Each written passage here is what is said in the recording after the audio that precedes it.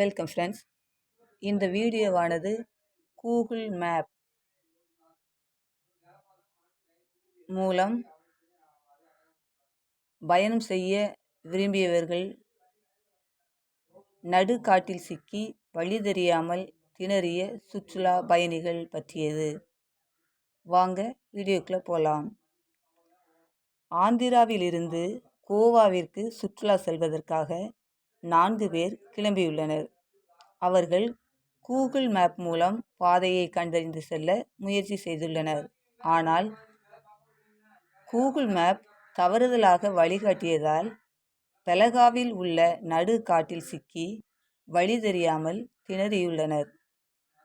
காவல்துறையின் உதவியுடன் மறுநாள் விடிந்த பின்னரே கோவாவிற்கு செல்லும் சாலைக்கு போலீசார் அவர்களை அழைத்து வந்து வழி அனுப்பி வைத்துள்ளனர் என்பது குறிப்பிடத்தக்கது.